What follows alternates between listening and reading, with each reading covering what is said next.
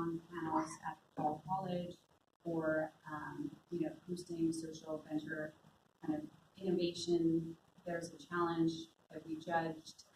Just being part of that community has been really helpful for us, because in a very different way, that's part of the knowledge base that we need to continue to keep building.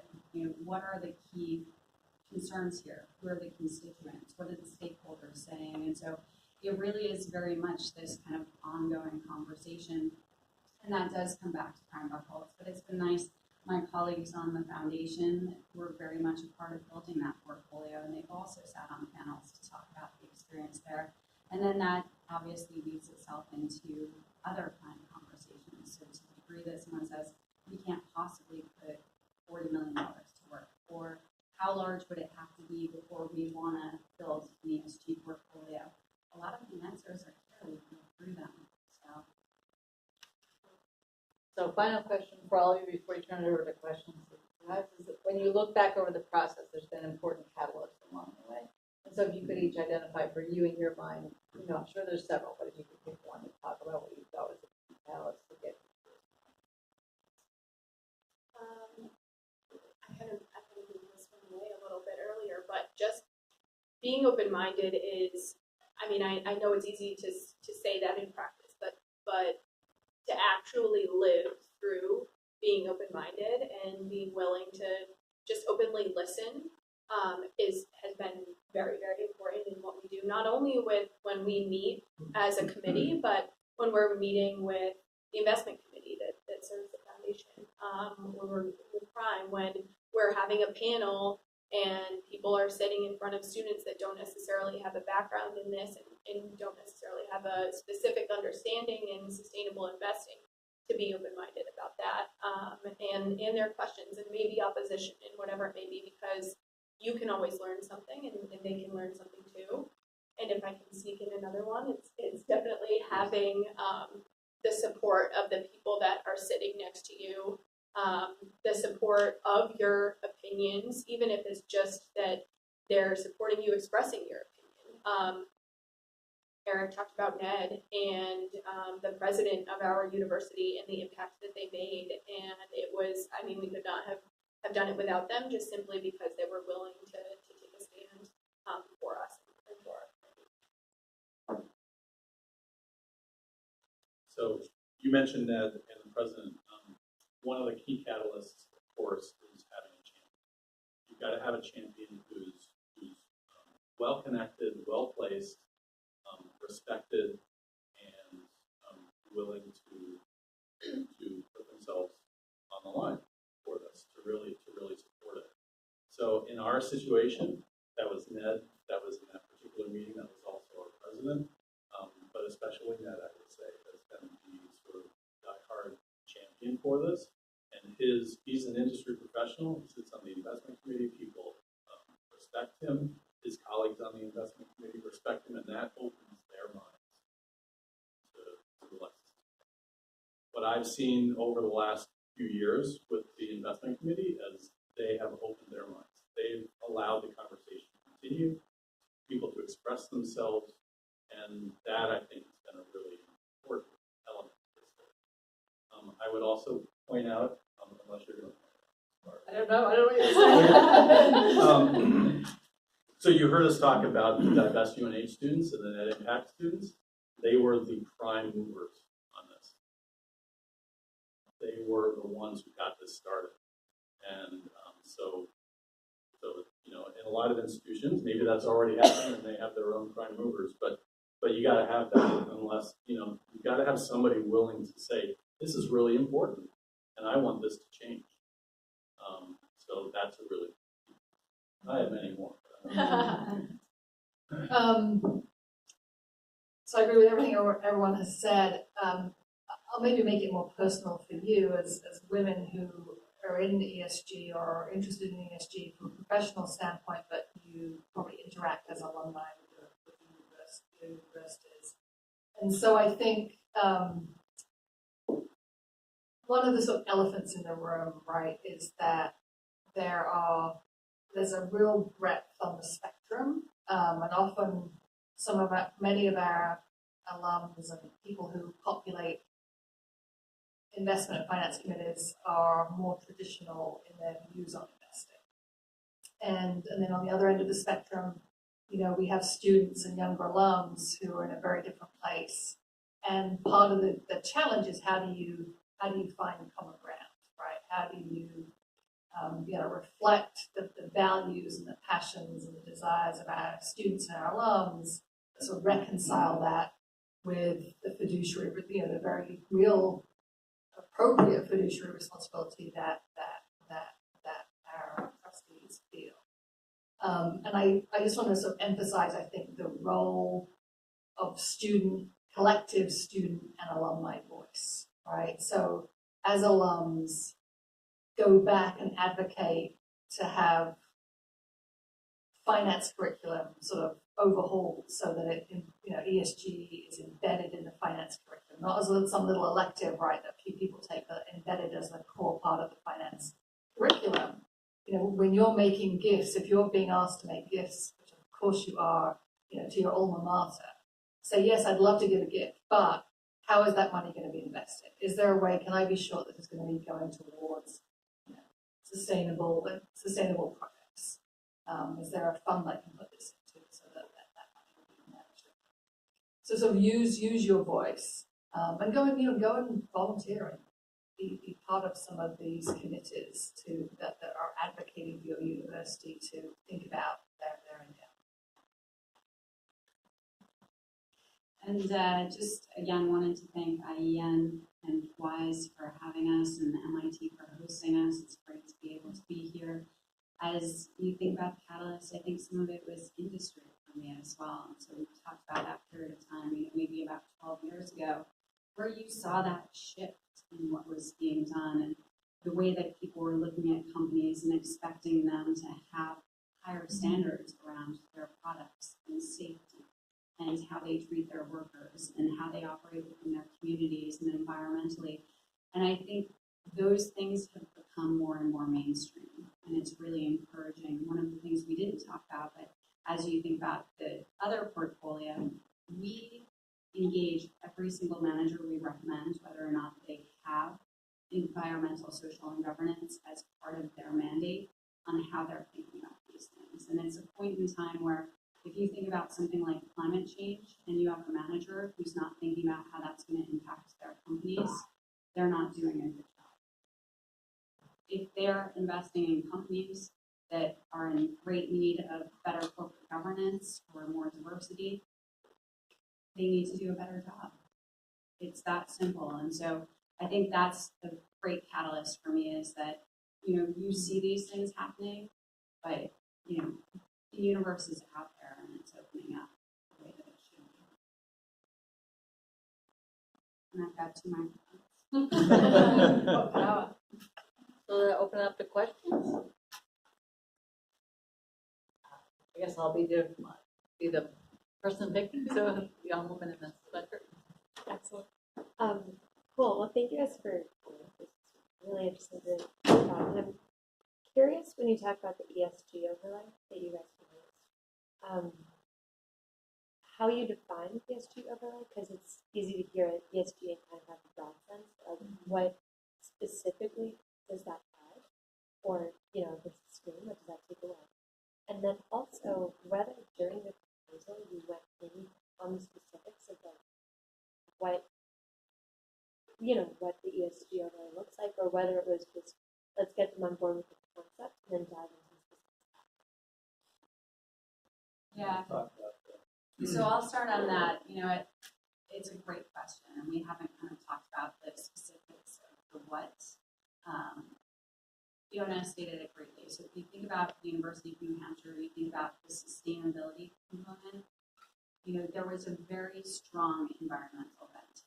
And so clearly that was the focus around the portfolio. As we spoke with managers, some of them have a very clear line to environment. Some of them, environment is one of the ways that they look at the world, and then there might be some other components. So there was a degree of education on the investment side where the investment committee spoke to every single one of these managers. And so we talked about their financial performance and how they invest. We also talked about their kind of view of ESG investing. What do they invest in? What they invest in, what kind of companies are, consistent with the way that they think about, impact and sustainability. And so, to that end, we really tried to focus more on the environmental component, but also try and find things that were consistent with, really the mission of the school and kind of the inclusive nature of the campus.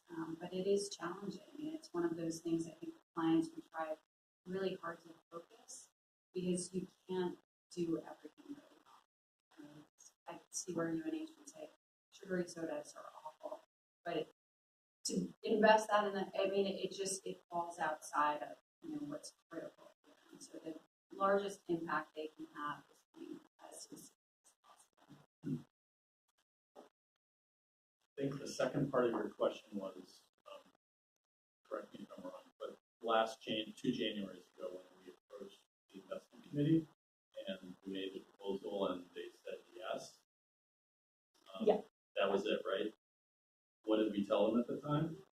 What we told them at the time was we asked them to approve it, and they insisted on, okay, we will if Prime Buckholz can come up with a good plan for not impacting over the course of this year-long transition the performance of the main portfolio.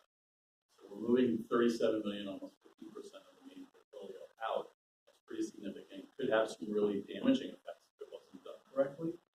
And so Prime was charged after they said yes, we'd do this, but yeah, so Prime had to come back with a plan that the investment committee would then approve. But we weren't going to ask Prime to do that before, there was some sort of, okay, yeah, we are interested. So they went back and like within 6 weeks or so, had a plan that was then sent along to the investment committee. And then there were 3 different tranches of reallocation. So we had to pull money out of the main pool at a certain amount and then reinvest it, and then a few months later do the same thing and then reinvest it in the new pool, and then finally one more go around. So it was very methodical, and it was something that the investment committee really insisted on, understanding exactly how this was not going to damage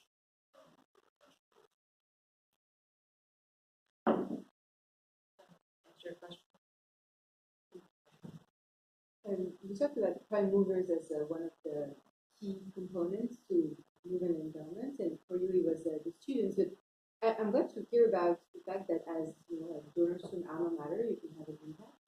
And so I'm just curious, how does it work when you, for small amounts, when you're just out of school, can you actually say that your donation has to go to like certain funds? Like how? Maybe it's a question for IEN actually.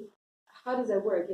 And how to leverage students, which are currently on campus, versus alums that actually make donations, and it's more money as power. So, and how do you think of that as you move forward? And simply, I love the default option. I had never thought about that. So we should spread that more. I understand that. I just love that. Great idea. We should start suggesting that. So we have currently a $50,000 threshold for an endowed fund to get set up. So in order for a donor to actually be able to say effectively that, tell us we want to have it invested in the ESG pool, it has to be at least $50,000. Anything below that is not in the endowment fund, so it's just a regular current use gift. And those, we're not talking about those at all. Those are just part of the regular operating cash that we get. But part of the advice might be to collaborate with other alum and see how much money you can raise together to have an impact. And that amount differs everywhere. So NC State got a donation of $50 million from one donor who was involved heavily in the school that said you have to invest this in a sustainable way. And there actually was some thought before they accepted it. So sometimes it depends on the school and how much money they have and what their stipulations are. So I just want to say it's not $50,000 everywhere, but it is summing up your efforts and getting you a group of alums who think similarly to you will have an impact. And I still think there's benefit in saying, writing a letter, like I've been thinking about doing this at my own university, and saying, I'm I'm so happy to see some of the moves you've made that I'm willing to donate where I wasn't before, and just keep that conversation going. There's benefit to that. Well, I would also say that, though you can't contribute to the endowed funds, you also have choice about, where the university donates, right? So you can just donate to your alma mater and they can figure out where they want to use it. Or you can ask them, even if it's a gift of $50 or $100 or $200, and they can say, what initiatives do you have that I can support that are aligned with my interests in sustainability or ESG? Right. So we have wonderful donors that donate to my center and to our Sustainability Institute. And they are by those donations, they are helping signal that alums care about ESG issues. And another lever that you can pull is network. So if you are at school about to get jobs, those of you who are working, you have a 401k plan, that's another place where you can so have a conversation with your resources and making a decision there and demand that you have an ESG option. I don't want to sound like a broken record here, but I think that these conversations have been so impactful in my life, and I have now tried as an alum beyond the things that you can do from a monetary perspective. Your time is worth so much, and what you can give back to mentoring students, you can really make an impact there as well to just change. It might be just a change of mindset, or again, just having an open-minded conversation to get the students that, for us, these were the catalysts that really created this movement, to get students to talk about it, to get students to, whether it's even just getting students together to have a conversation amongst themselves, whatever it may be, you as an alum can be the driving force to making that happen. So I encourage you to also think about ways other than from the monetary side that you can really make an impact. I'm curious, have you been able to observe, even anecdotally, a change in, the student attracting new students or faculty? I know you're already leaders in sustainability, but have you noticed that students are applying or talking about this and considering colleges or professors or even finance professors specifically are thinking, okay, this is a place where I'd really like to be because of this? Or is it just kind of hard at this point to see something kind of this? I think for the most part, and that's why we're sort of encouraging you as alums to talk about the endowment, right? Get involved. For the most part, students have no idea about what a university's endowment does. They probably have no awareness that, how it's managed, which is what we're trying to change a little bit. There's very clear data with millennials and Gen Z that they are making choices about where they work and where they go to school and what they buy and how they invest based on sort of environmental, social factors. So we're definitely seeing students come to UNH because we're already in sustainability, but I wish it was because of our sustainable finance curriculum. That we're not there yet, but hopefully in the future. But I think that's going to start to create that pressure, right, for more and more curriculum to get developed around that topic. We get students coming into working with sustainability, and they're coming to, so where's the curriculum, right?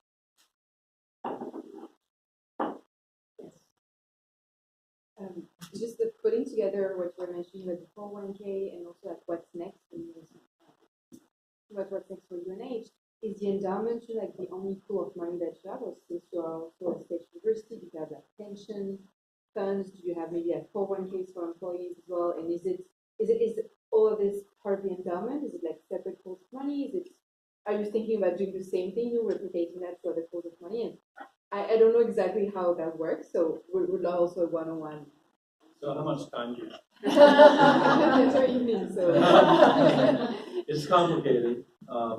So before the foundation was founded in 1989, all the endowed funds went to the university system of New Hampshire. The university system of New Hampshire endowed. Okay. So we have UNH has roughly $175 million in that pool, which we, the foundation, do not control. All right.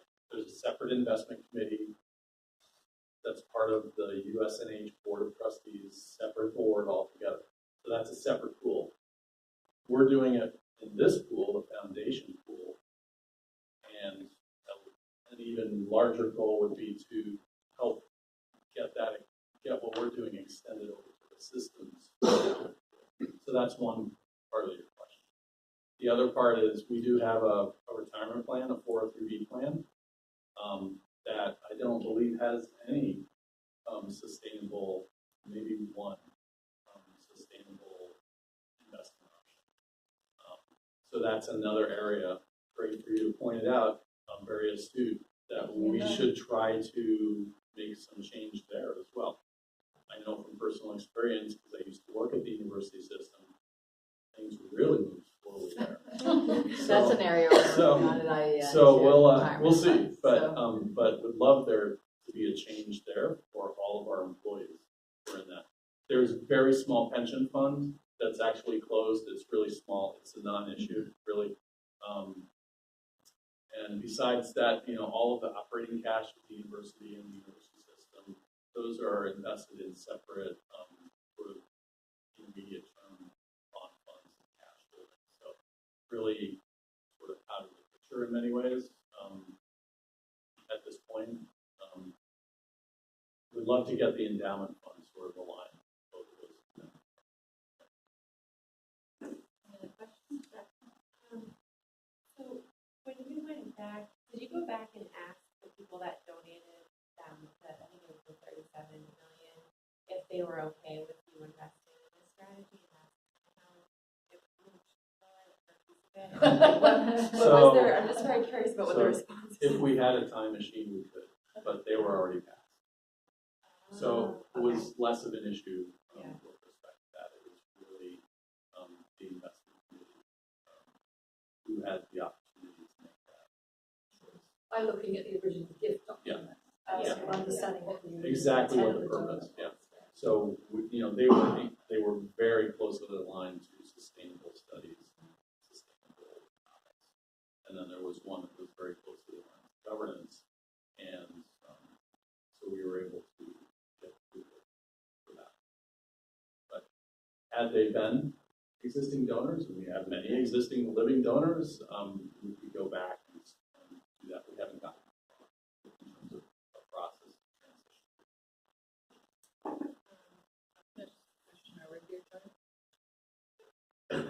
Thanks, Al. First of all, I just want to say thank you to the whole group and everything you've done at UNH. It's a wonderful story. We talk about it all the time. It's one of our, things at IEN. We're very proud of the fact that you guys have done it, and we're happy to have a small part working with you. I have a couple of governance questions. And one of them is, was the investment policy approved by the entire board of the foundation, or just by the investment? The investment policy change, Yeah. The entire board. Good. For the bylaws. Yeah. Okay. The second question I have is, we faced a lot since we get started in all of this with the idea of fiduciary duty and people using that as a red herring. And one of the things that struck me is that I've been a trustee at a couple of schools, one in research university and very small. And one of the things that struck me is that as a trustee, I was never educated about what fiduciary duty really was. So I started doing research on that. And I found out that the fiduciary, your responsibility is the success of the institution, not just the management of the money that you found. And I just wonder about, whether or not we're doing a good enough job of, educating our trustees of what fiduciary duty really is. But I think everybody automatically gets hung up on this. I can't afford to look at anything else. And in fact, we all know that the ESG criteria is really about helping them reducing the risk. I mean, it's a wonderful risk reduction strategy for anything else, right? So I just wonder about that. And I don't know how you, Eric, how you guys educate your trustees about the responsibility. I think, and Kate think the investment committee in particular has really come to the point where they understand the value of the ESG inclusion in the whole process, and they understand that it's managing the risk, and that by definition will help to improve the overall performance. Right. So I think they were there. They are there now. Good. We, over the course of the last few years, have had a change in membership. And so we have much more of that openness and that understanding and that awareness. And I think without having to belabor the point over and over again, we got some serious issues to address in this world. And that this is one just very small piece. So there's this recognition that there are some really big challenges that have to be figured out, and that we can do this here. At the same time, they can uphold their fiduciary responsibility of promoting the mission of the institution. Because that is, as you said, that's really where it stands, promoting. So just a quick follow-up. Do you have a regular program for educating trustees about their responsibility? We have. I've been in 2 schools and Yeah. and we didn't get neither. You Yeah. know, just sort of like an assumption. You come in, you're eligible to be a trustee. Mm-hmm. You know what being a trustee means. And We have an orientation for new trustees, but for new board of directors for our board. So that's where I believe a lot of that really occurs. You know, an education up front for new trustees about our unit, UNH advancement, and the various components of that unit, what it does, and part of that is the foundation. And a big part of the responsibility is overseeing the endowment. And so there is a pretty good education process. Do we revisit that? Do we have a sort of annual refresher for everybody? I would say no. I think it's a really great question. You know, I often like to use the phrase that, you know, we're here for good, meaning, you know, we're here for the good of the community and the good of society because we're a public institution, and we are here for the long term, that kind of good, right? And so I think helping our trustees understand that framing, I think, is important. And I think also just sort of that ongoing education. I mean, I think as a result of the most recent IPCC report, our faculty and our undergrad and graduate student senates all overwhelmingly passed a resolution that is urging the university to take action on climate. And I think, you know, I'm not sure we've shared that with our trustees, and they should be aware of that, right? I think that's part of bringing their understanding along, that actually if we're not paying attention to climate risk in our endowment, we're putting the good of the institution helping the institution. I guess similar kind of topic, but so one of the things that's really interesting about this process that we didn't get into is, you know, you can articulate the mission of the organization, but every single person at that table has some sort of interpretation, not only of that, but also, you know, they bring their own values to the table. And so I think in terms of education, a lot of what we're trying to do is just kind of bring that conversation back to, you know, it's great that you feel that way, but that's not what we're doing today. And I think that's an interesting conversation too, is, you know, when you frame it around what's good for the institution, at the end of the day, that's what we're doing around the table.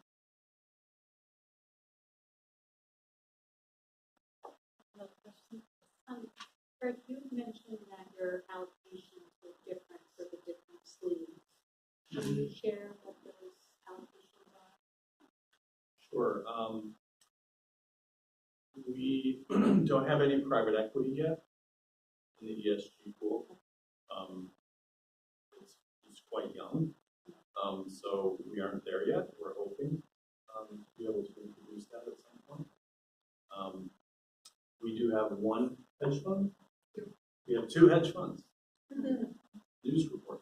Yeah, we have 2 hedge funds, but we have a much higher percentage of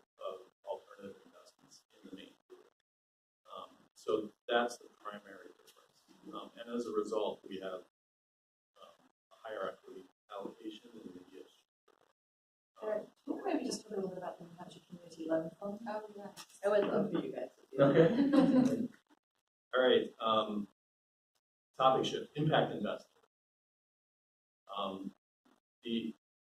Several years ago, there was a proposal to allocate a portion of the foundation's pool to the New Hampshire Community Loan Fund, which does many great things for New Hampshire.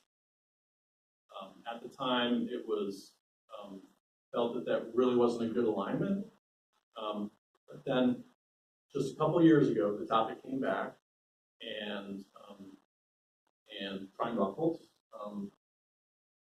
was very complimentary and thought that actually any CLS offerings might be a good fit for the UNH Foundation's portfolio. So we proposed that. That was proposed to the investment committee, and so we made a couple small allocations to the Community Loan Fund. We enhanced those the following year, and then we added a piece in our ESG pool along the way. So now I think we're up to 5 million. So roughly 2% of our portfolio is in one and 3 year bonds with the Community Loan Fund. And maybe Kate, you want to talk about that just sort of in greater detail. I just want to mention too that you mentioned that our community investment roundtable, that first idea, I mean, I think when you first visited, it might have been a student idea. The second time around, which was a couple of years ago, actually one of the divest UNH students who was had come forth to the investment finance committee a number of times, met with 2 members of the investment finance committee and myself, and I think he realized that okay, investment just wasn't going to be in the cards. And so right at the end of the meeting, he said, well, maybe you could do this. This would be really great if you could do this. Could you just put some money to the New Hampshire Community Loan Fund? Because he apparently had just met with them like weeks before that and was really excited by what they were doing. So he put the seed back in our heads and looked into it, finally looked into it, and shortly thereafter, a couple months later, maybe 2 or 3 or 4 months later, we approved adding that. So it was nice because we also had other clients who had started to express interest in the fund, and so gave us an opportunity to really engage with them. But then the piece for us as well was trying to figure out where this fits in the portfolio. So we have clients who, there's the endowment portfolio, but they also might carve out some part of their investment for kind of a sub-market investment, something that's going to be at a different rate.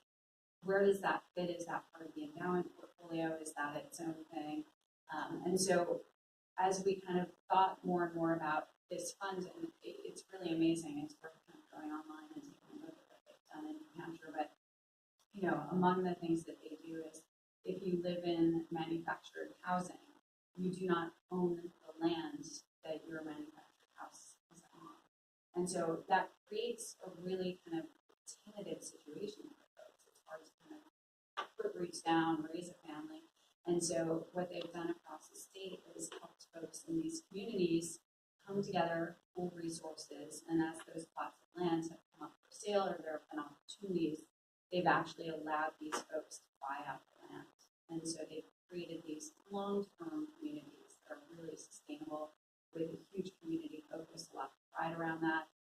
They funded a number of small ventures in and around New Hampshire, and so we have a really wonderful brewery in Hampton that New Hampshire Community Loan Fund was instrumental in terms of putting together some of the financing, but also putting together some of the investment or financial advice. And so it's just this really neat opportunity. And so when we looked at it in terms of a return, somewhere between I think it's maybe 1% for 1 year, 3% for 2 years.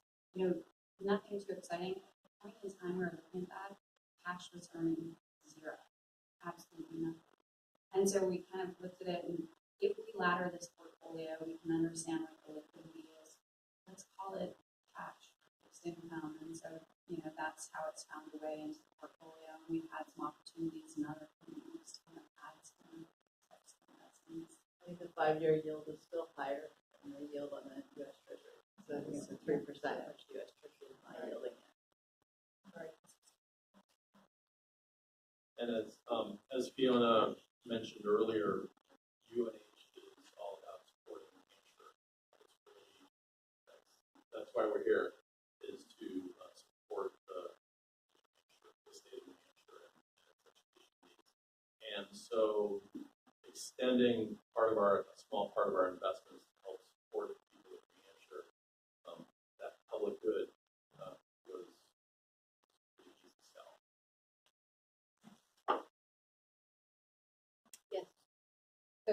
Back to the beginning into the learning piece as well.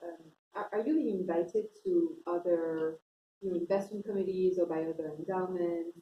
And also IEN is doing a lot of work on that as well. But can we have you to conclude maybe like the landscape of endowments in general and how fast it's moving, how long it's going to take as well for them to move into sustainability and so we have some concrete next steps and then just again, I would love like more the ecosystem picture of what's next on that front. Yeah, so what you're asking is what's the state of endowments overall that we work with and how are they moving?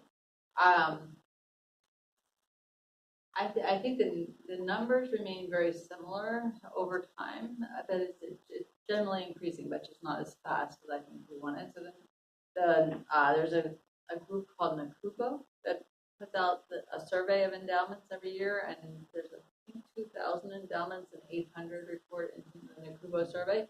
And so they're reporting, I think, numbers between 25 and 30% as having some sort of responsible investing practice. It might be they just don't invest in tobacco, or it might be something like that. It might be something pretty simple, not a whole ESG portfolio. But we're seeing the ESG number growing slowly. That tends to be more in the high teens for the number. So we're seeing some movement. We've seen some movement in our own forums. We do a little spectrum every time we do a forum or event to see where schools are, and we go from sort of using the roadmap a little bit, but it came about before the roadmap. Sort of it's barely on our radar. It's on. We're talking about it, but there's a lot of conflict. We haven't, we've resolved it. And we're doing something as an IPS, et cetera. And that has generally moved. It's shifted. Again, I don't think it's an earth-shattering shift, but it definitely is moving towards the spectrum of we now have an investment policy statement how we're doing something. But there's a lot of room to grow. So. And you say the most efficient, is it, so students pushing, from the bottom? Is it, like donors pushing from the top? Or is it peers actually, like sharing their success stories and sharing their endowments? Like what's the most efficient? All of the above. But what's the most efficient or like lever that should come across so far? I don't know if you want to address that, China. I think it's all of those. I think the Committee on Investor Responsibility is very important in getting the conversation going.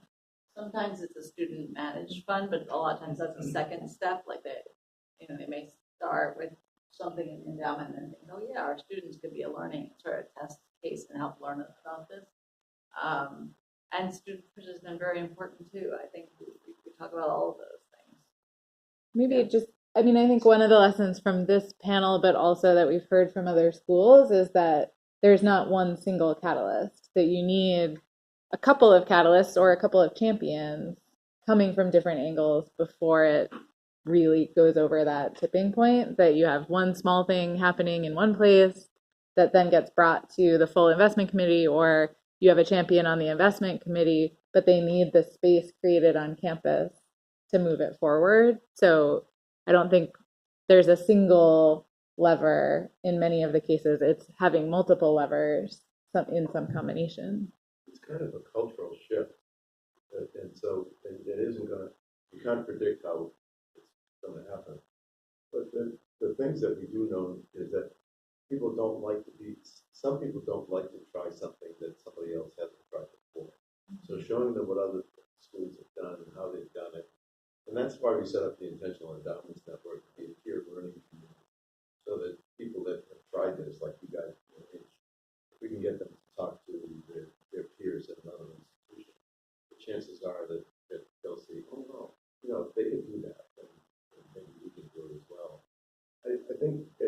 also a little challenging because the schools don't necessarily tell us what they're doing. And a lot of times they're deliberating, thinking about these things.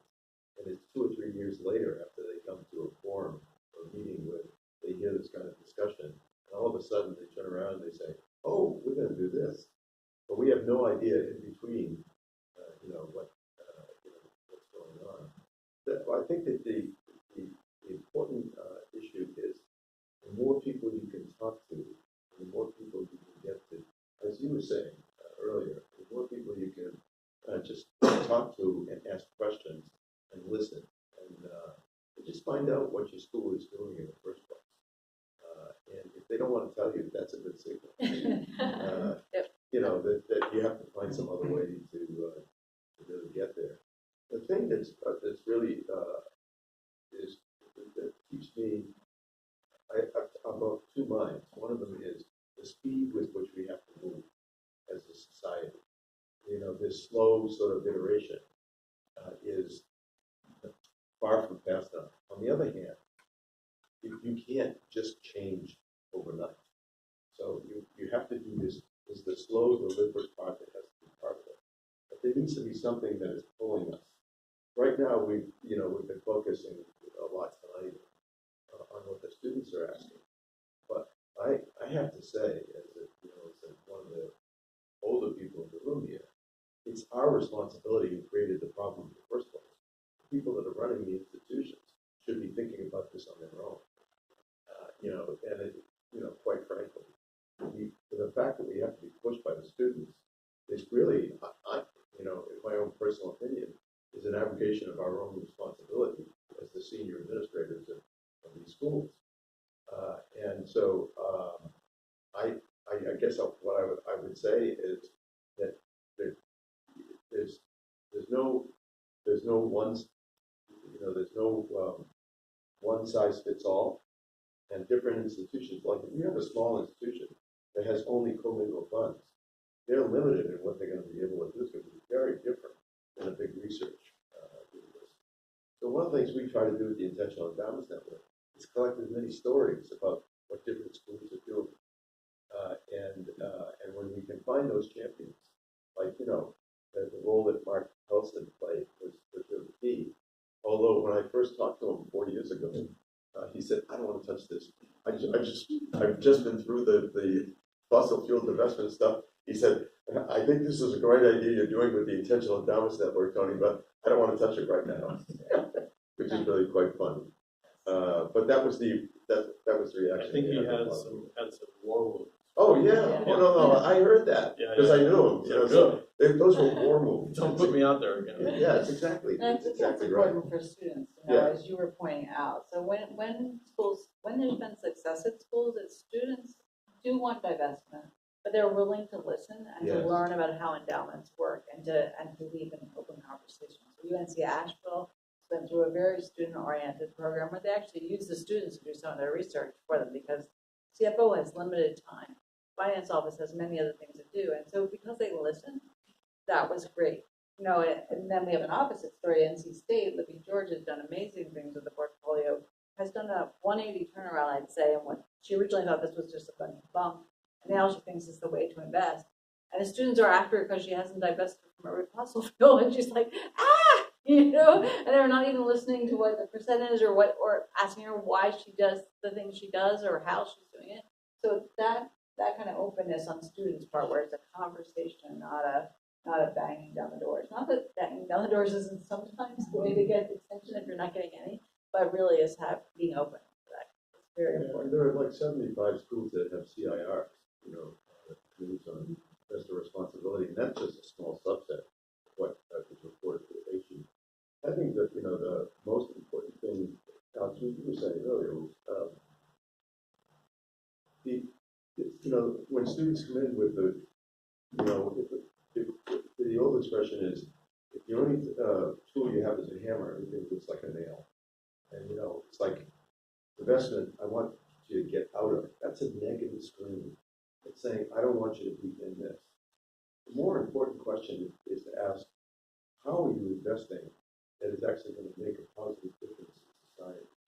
And that's where the use of ESG criteria can really help you.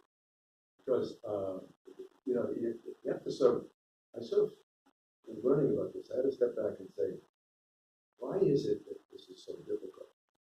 And in a sense, the reason it's so difficult is because we have believed for a long time that if you just invest in the stock market and these other economic instruments, that society will be better off.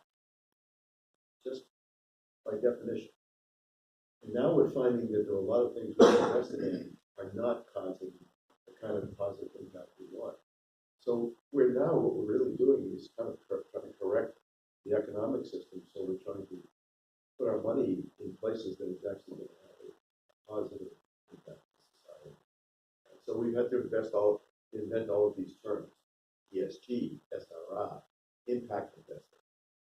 Excuse me, but all investments have an impact. The question is, are they really positive or are they negative? And we're asking to try to change that. So it's not so subtle a shift, you know, to think about this. And what's exciting about what you guys have done, you know, it's a wonderful story. We just love it. Yeah, I just want to say, anyone who is unfamiliar with IEN, I highly encourage you to check out their website. There's so many resources, and it really just covers like the whole gamut of questions. And the information is free on the website. And like Tony said, having it be a peer-to-peer learning network is so important, because you know people don't want to be the first person to do it. And hearing from like each other what has been working, what hasn't been working. I'm just so excited that the roadmap is finally here and out there. I came from IEN before Bank of America Private Bank, and you know it's something that I know has been in the works for a while, and it's just an amazing piece. So please read it. You know, if you haven't already. Happy to send it out to anyone by PDF, because the PDF will take you. You can link right to the website to learn more about each stage. Well, I just wanted to say thank you so much to panelists. This is really amazing. We have the room until 8. Then there's a class coming in, I think. So I just wanted to give everybody a chance to kind of talk to each other a little bit